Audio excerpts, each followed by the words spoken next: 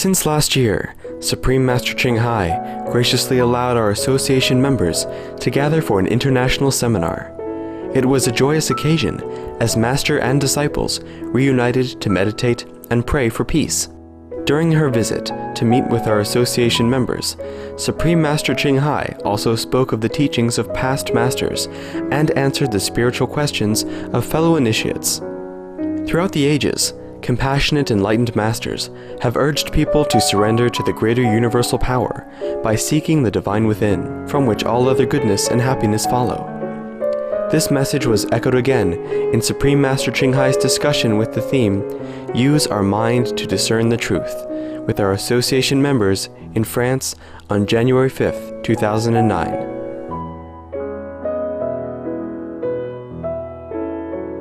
Supreme Master Ching Hai's lectures are not a complete meditation instruction. Please do not try alone. For free of charge guidance, please visit www.godsdirectcontact.org or contact any of our centers near you. Once upon a time, long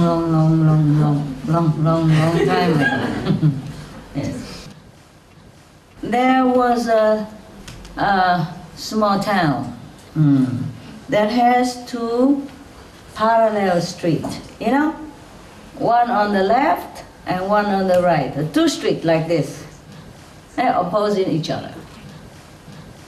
And now a dervish, you remember already, Muslim? And he happened to pass by this town.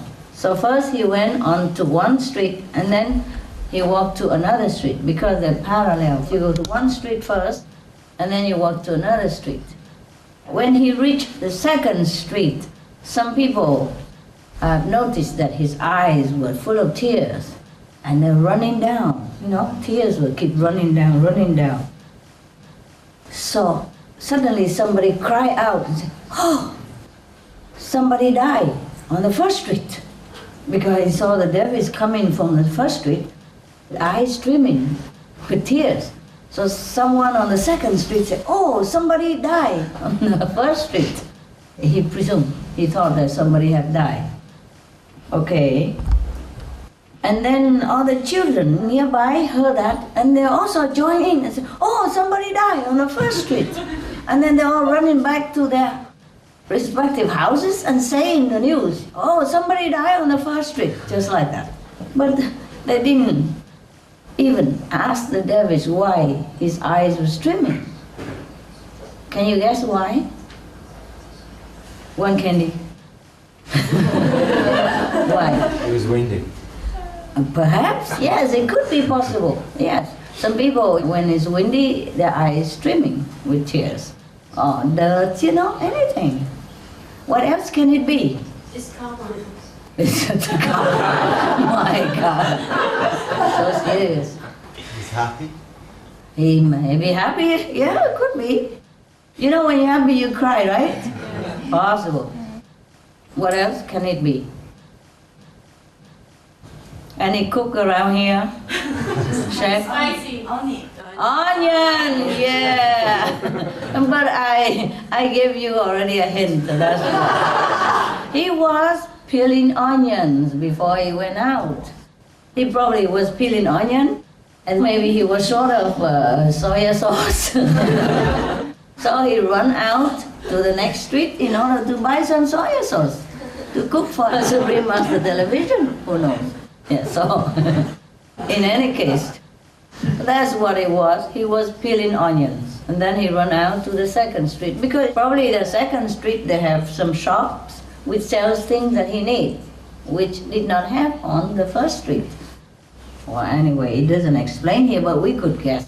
He saw the dervish, he ran out to the second street with his eyes streaming with tears. And now, after a short time, all this screaming about somebody died on the first street reached every corner of the town. And everybody joined in. They were so upset and distressed and very confused. Because this is a very small town and only two streets and everybody knows everybody here. And almost like everybody is related to everybody in this small town. It's like a small family.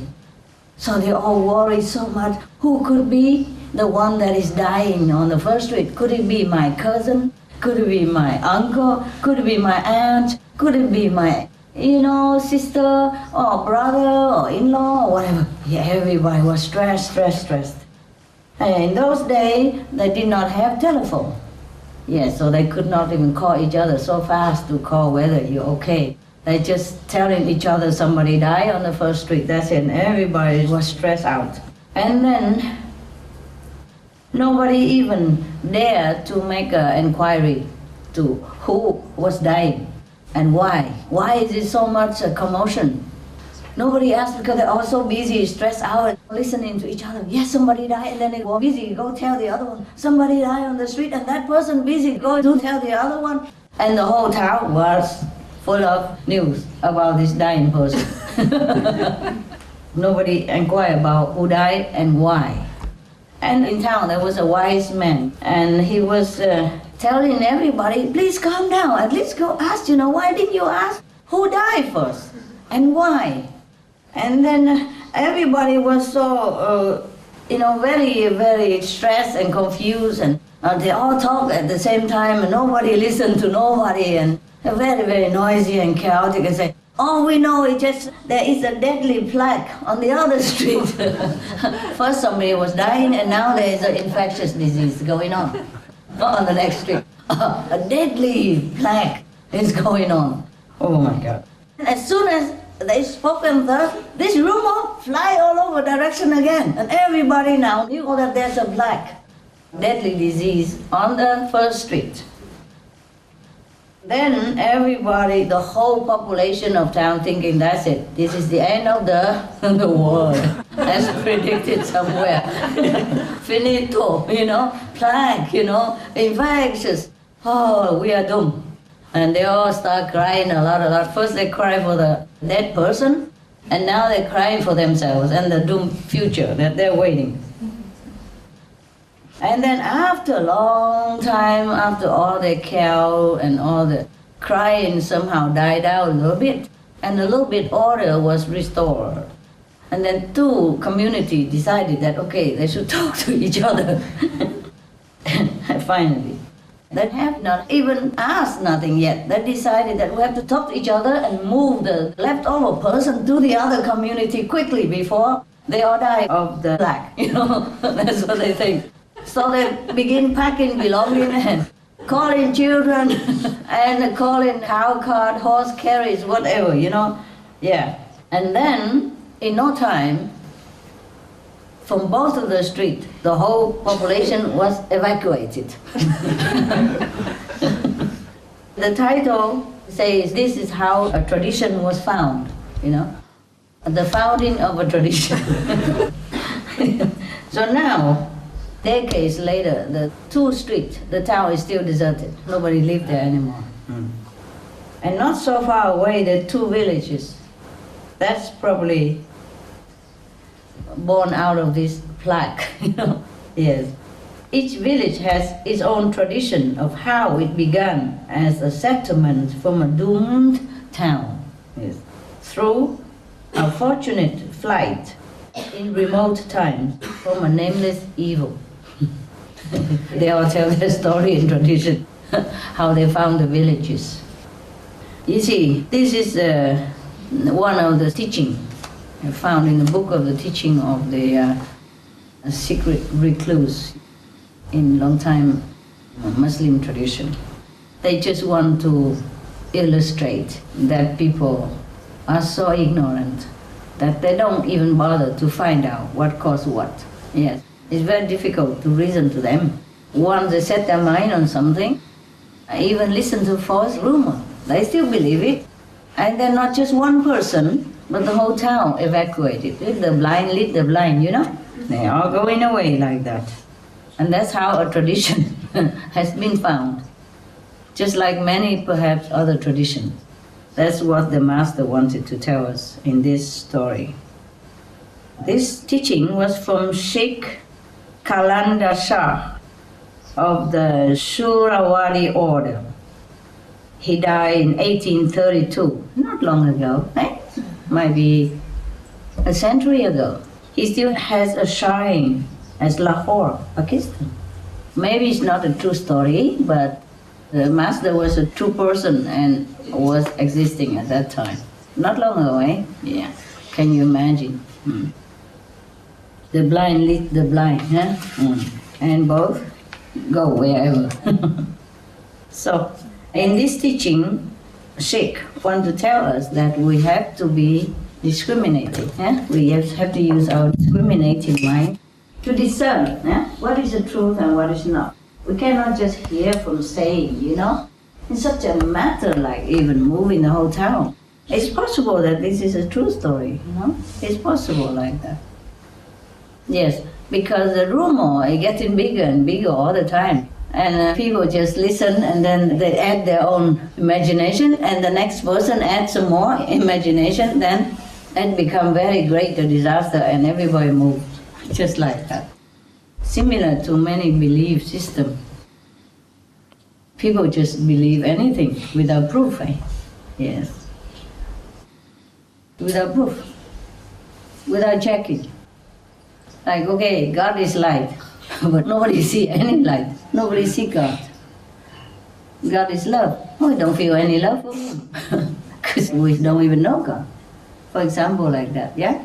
So even though there are a lot of evidence in the Bible or Buddhist scripture saying that Buddha had light around them, for example, and Buddha nature is in you, God is in you, and Buddha nature we know is light, and nobody see nothing. Just listening and then just continue whatever tradition that you happen to chance upon.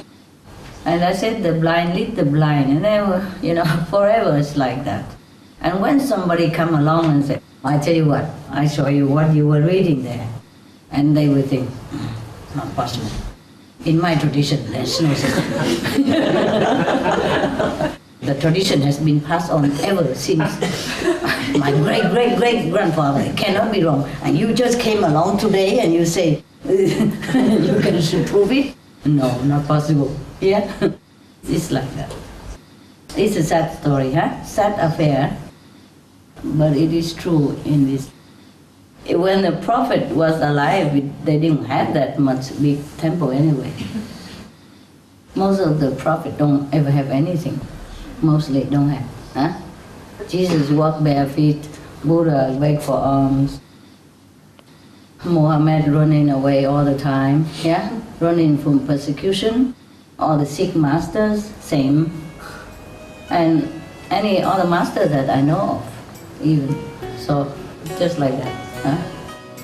So, mostly in every tradition, there's not many people who understand the truth.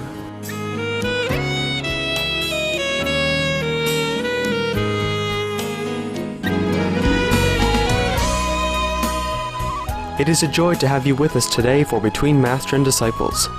Please join us again next Monday for part 2 of Supreme Master Ching Hai's discussion, Use Our Mind to Discern the Truth. Animal World, Our Co-Inhabitants is up next on Supreme Master Television, right after Noteworthy News. Please stay tuned. Heaven's blessings to you and your loved ones for evermore peace and happiness. For more details, please visit www.suprememastertv.com/BMD.